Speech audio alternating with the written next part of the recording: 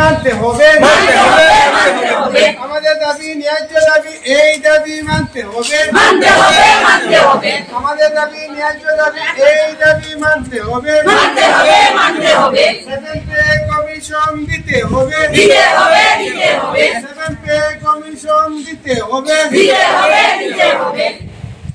চাকরি হরিয়া যাই আর কিন্তু 2006-তে চাকরি হয়ে যাওয়ার পর থেকে কিন্তু আমরা এত বছর থেকে আমরা কোনো কিছু সরকার থেকে কোনো সুযোগ সুবিধা না পাই। আমরা বহুত কষ্ট করি, প্লাস করোনার সময় আমরা অনেক কষ্ট করছি, কিন্তু তাও আমরা সরকারে আশ্বাস দেওয়ার পর আমরা কোনো কিছু সরকার থেকে দাবি পাইছি না। প্লাস এখনও আমরা দেখুন একদম যা চাকরির দেখুন আর শেষের সময় হয়ে গেছে, কিন্তু তাও আমরা সরকার থেকে কোনো কিছু দাবি না পাইয়া আজকে আমরা এই আন্দোলনে নামতে বাধ্য হয়েছি, যার জন্য আমরা আর কোনো উপায় নাই, উপায় না পাইয়া আমরা এই আন্দোলন নামতে বাধ্য হয়েছি। আমরা যে 2-3টা দাবি আছে, যেমন আমরা দাবি আছে যে চাকরিটা আমরা নিয়মীকরণ করা, তারপরে আমরা যে সপ্তম পে কমিশন ওগুলা দেওয়া, তারপরে সমানভাবে সমাহারে আমরা এই বেতন দেওয়া, যেমন সিনিয়ররা যেরকম তারা পায় সমানভাবে আমরাও তারার মতন কাজ করিয়ে যাই। আর কিন্তু আমরা তো তারা থেকে